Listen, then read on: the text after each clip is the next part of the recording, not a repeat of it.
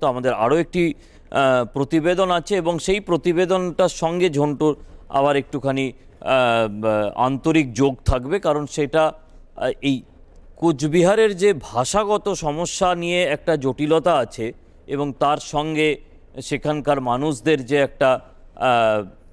একটা অত্যন্ত জমির যোগাযোগ আছে, সেই সংক্রান্ত একটা প্রতিবেদন আমরা একটু দেখিয়ে নিই, তারপর একটা সামগ্রিক শেষ পর্যায়ের আলোচনা আমরা করব।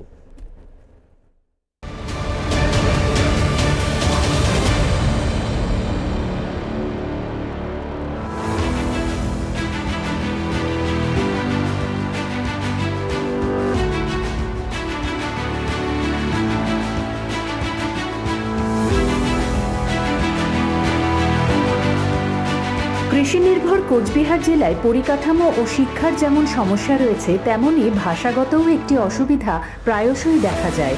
সমতল, উর্বর ও নদীমাতৃক এই জেলায় স্থানীয় উপভাষা রাজবংশী ও অসমীয়া মিশ্রিত।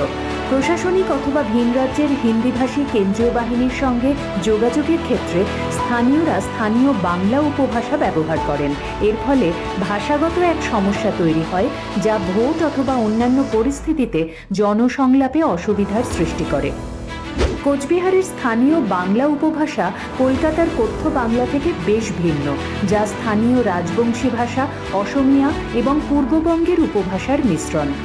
ভোটের সময় বাইরে থেকে আসা কেন্দ্রীয় বাহিনী এবং নির্বাচনী আধিকারিকরা স্থানীয়দের কথা বুঝতে সমস্যার সম্মুখীন হন।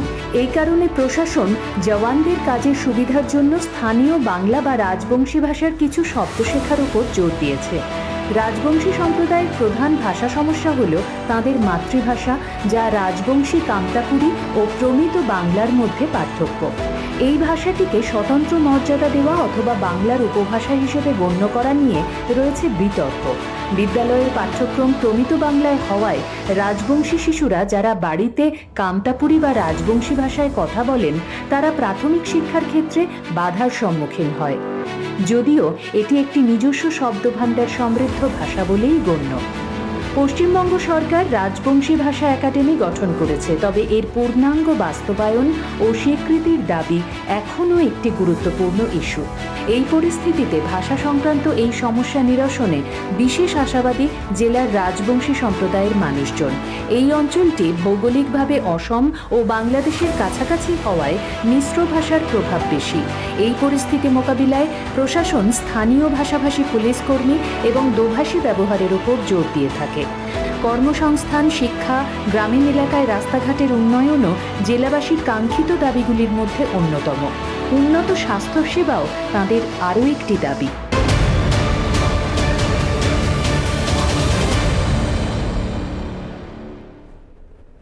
একটা অদ্ভুত সমস্যা, এরকম বিভিন্ন সমস্যা বিভিন্ন জায়গাতে আছে, কিন্তু কোচবিহারের এই সমস্যাটা এতটাই নিবিড় এবং বাকি সমস্ত জেলার মানুষদের কাছে, বিশেষ করে শহর কলকাতার মানুষদের কাছে, যারা ভদ্র বাঙালি,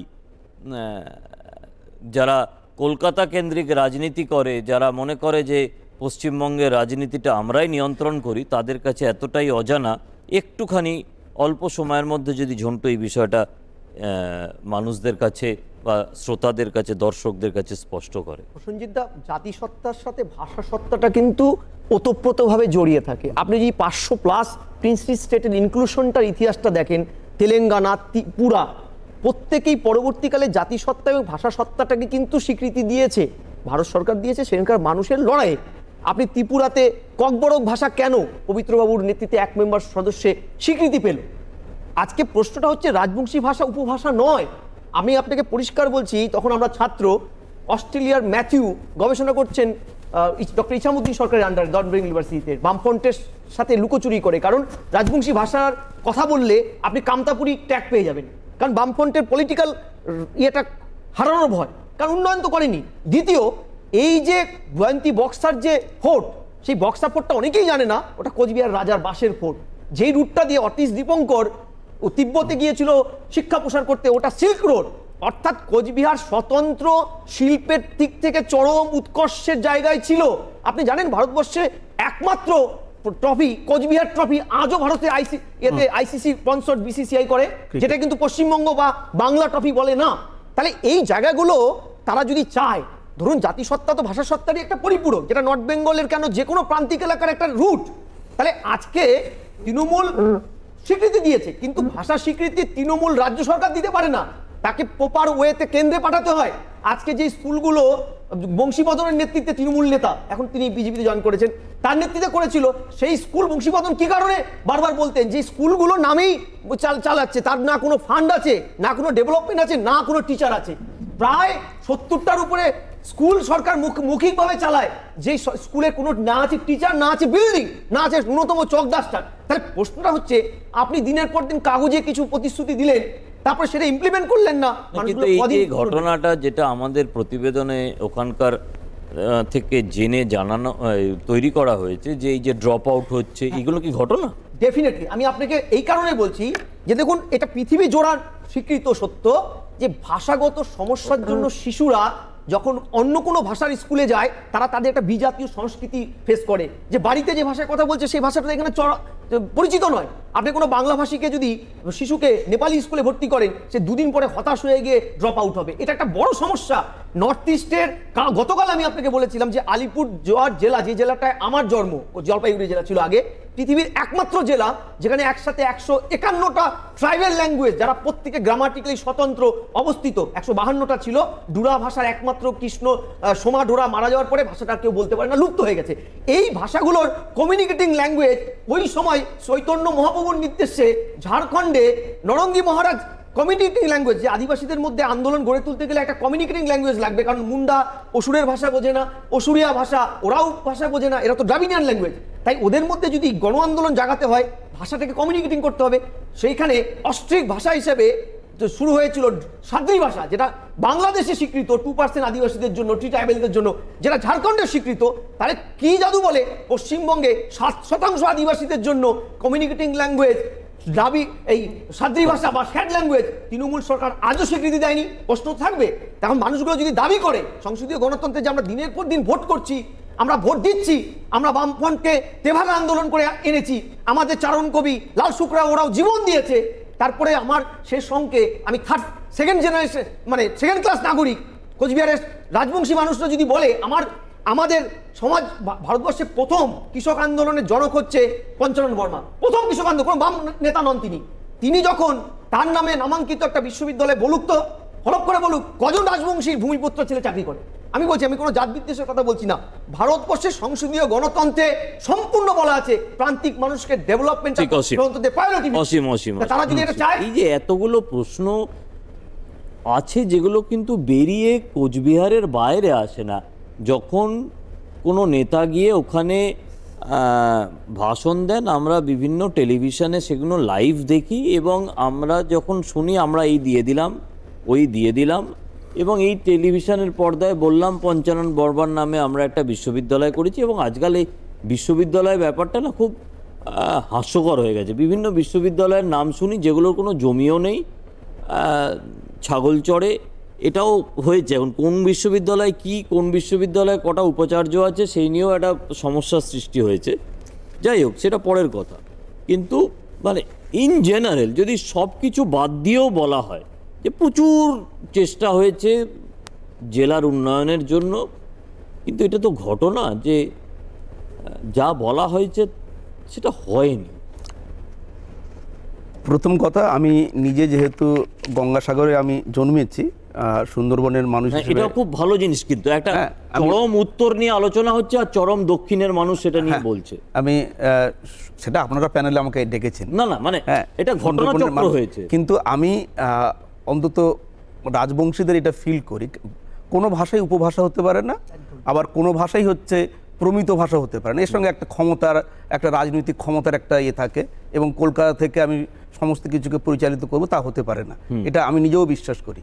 এবং এই দাবির সাথে আমি একমত, কারণ ভাষার সাথে একটা মানুষের বিকাশ জড়িয়ে থাকে। ওই পবিত্রবাবুর কথা বলুন, পবিত্রবাবু ক্লাস 6 থেকে ইংরেজি ইন্ট্রোডিউস করে আমাদের একটা মানে জেনারেশন পর জেনারেশন আমরা খুন হয়ে গেছিলাম একসময়, আমাদের রাজ্যেরও তাই হয়েছিল।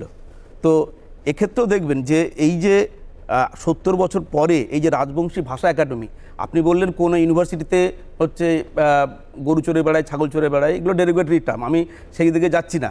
কিন্তু আজকের যে প্রতিষ্ঠিত হয়েছে, আজকে ধরুন হচ্ছে সাধু রামচাঁদ মুর্মু ইউনিভার্সিটি হয়েছে, ও হরিচাঁদ গুরুচাঁদ ইউনিভার্সিটি হয়েছে, পঞ্চেন বর্মা ইউনিভার্সিটি হয়েছে। কালের চক্রে মমতা ব্যানার্জি থাকবে না, তৃণমূল কংগ্রেস থাকবে না, 50 বছর পরে কিন্তু এই ইউনিভার্সিটিগুলো থাকবে। 70 বছর পরে কেউ কিন্তু চেষ্টা করেছিলেন যে এই মানুষগুলোকে ইনক্লুসিভ একটা জায়গাতে নিয়ে আসার কথা ভেবেছিলেন। মানুষগুলোকে আমি বলছি না, মানুষগুলোকে নিয়ে আসুন যেখানে খুশি, কিন্তু না, ইউনিভার্সিটিটা আছে কিনা সেটাই প্রশ্ন। ইউনিভার্সিটি রয়েছে তো বটে। আর এই যে উনি বললেন যে কজন হচ্ছে মানে রাজবংশী মানুষ ওখানে চাকরি করছে, এটা উনিও শিক্ষিত মানুষ, উনিও হচ্ছে ইউনিভার্সিটির অধ্যাপক, উনি জানেন যে রিক্রুটমেন্টটা কিন্তু ইউজিসির মেনে হয় এবং তাতে হচ্ছে আমাদের একটা 100 রোস্টার আছে, সেই রোস্টার মেনে হয়। আমি ইচ্ছে করলেই হচ্ছে রাজবংশীদের, এসসিদের বা অন্যদেরকে দিতে পারি না, তার একটা নিজস্ব রোস্টার মেনে হয়। সেই রোস্টারে যদি হচ্ছে রাজবংশী আসে, সাবলু বর্মন তো ওখানেই চাকরি করে, হ্যাঁ, তো অন্যান্যরা রয়েছে তার রাজবংশী। এইটা নিয়ে আমি একটা মজার কথা বলে শেষ করব। আমাদের সময় আসলে 1 ঘন্টা, সময়টা সত্যি খুব কম। চন্দনদা, আমি একটু বলি, হ্যাঁ বল। সে তুমি আমাকে দিয়ে আগে ওকে। না, এখানে দেখো ভাষার যে প্রসঙ্গটা আছে, এখানে কোনো কিন্তু নেই যে সারা ভারতবর্ষ জুড়ে আমরা জানি প্রায় 3500 ভাষা, এবং ডায়ালেক্টসকে তুমি যদি নাও প্রায় 44,000 ডায়ালেক্টস। এভরি 100 কিলোমিটার আমরা বলি there is a change of dialect, কিন্তু স্বাভাবিক। আর মজার ব্যাপারটা হচ্ছে, আমি কয়েকটা জায়গাতে বলি, দেখো আমরা খুব ভালো করে জানি পশ্চিমা, পূর্বী, প্রাকৃত থেকে আসা দ্রাবিড়, আমার বাংলা ভাষার প্রভাবিত হয়েছে পূর্বী ভাষা থেকে। এই যে জায়গাগুলো, সেখানে রাজবংশীদের ভাষা স্বতন্ত্রতা প্রয়োজন। আমরা একটা জিনিস পরিষ্কারভাবে আমি এখানে বলবো, যেহেতু তোমার সময় বেশি নেই, যে শুধু চাকরির ক্ষেত্রে না, ডেভেলপমেন্টটা ইনক্লুসিভ হওয়া দরকার, সেটাও কিন্তু ইনক্লুসিভ হওয়া দরকার। অন্য কোনো নির্দিষ্ট সম্প্রদায়কে তুমি সামনে শুধু রাখো, ডেভেলপমেন্টের পার্ট তারা হোক, কিন্তু সেক্ষেত্রে তুমি সম্প্রদায়কে সামনে রাখলে মুশকিলটা কী হবে, এক্স্যাক্টলি তোমার সামাজিক ক্লাসিফিকেশন একটা ক্লাস্টার তৈরি হবে। আমি এখানে বলে শেষ করি, ধরো আসাম রাইফেল, আসাম রাইফেল তো একটা টার্ম, রাইট? সেখানে কি অ্যাসামিসটা করবে না, না, প্রশ্ন তো সেটা তো তা না, হয়ই। এক্স্যাক্টলি তাই। পঞ্চানন বর্মার নামে ইউনিভার্সিটি মানে it should not be only qualified যারা তারা করবে। আমি বলছি ইনক্লুসিভ যে সেটা তো নয়, এমপ্লয়মেন্ট। সেটা আমি তো ঠিক এই কথাটাই তোমাকে এখানে বলছি। একটুখানি ইন্টারাপ্ট Exact. করছি। সেটা হচ্ছে, দেখুন, ইন্টারাপ্ট না, পুরোটাই না, শেষ। তুমি হ্যাঁ, করো, সে তুমি শেষ বিষয়টা করো। হচ্ছে যে ভোকাল ফর লোকাল, এটাতে আমরা বিশ্বাস করি, এবং সেই মাটির গন্ধ, মাটির আওয়াজ, সেগুলো এবার উঠবে মানুষের কাছ থেকে। মানুষের ইলেকট্রাল যে সিস্টেম আসছে, ওই শব্দ, ওই ভাষা সেখান থেকে উঠে আসবে। শুনুন, এখানে যে রাজনীতি চলছে একটা সম্প্রদায়কে নিয়ে, একদম স্পেসিফিক, আমি আপনার মতো একদম স্পেসিফিক সম্প্রদায়ের কথা বলছি, যাকে লেলিয়ে দেওয়া হচ্ছে অন্য উপজাতিগুলোর উপর। উনি কিন্তু তা বলেন না। আমি বলছি, আমার জায়গায় বলেছি, আমি ওনার সম্প্রদায় থেকে। আরে দাদা, আমি তো খুব পরিষ্কার ভাষা আমার। আপনারা যারা কালকে দিয়ে আপনাদের কর্মীদের দিয়ে রাস্তা বন্ধ করলেন, তাদের সম্প্রদায়ের কথাই বলছি, খুব পরিষ্কার। না, আপনি খুব পরিষ্কার। আমি নাম বাতিল করে দিলে মানুষ এ করবে না। আপনি ধর্মশালা নাকি ভারতবর্ষ? আপনি এসে আপনার বাড়িতে থাকতে দেবেন দুজনকে? আমি চিনি না, জানি না, আপনার বাড়িতে গিয়ে থাকবো, আপনি দেবেন? আপনি প্রচুর বড় মনের মানুষ দাদা। বলুন, আপনার বাড়ির একটা ঘর আমি কালকে 2টো লোক দিয়ে দেবো, থাকতে দেবেন? হ্যাঁ কি না, সেটা জোরে বলুন। দেবেন? আমার দেশের ক্ষেত্রে কেন এটা হবে? আমার জায়গায় আমার নাগরিকরা থাকবে। ভারতের কোনো বৈধ ভোটার ভারতের বাইরে যাবে না, কিন্তু এটা ধর্মশালা নয়।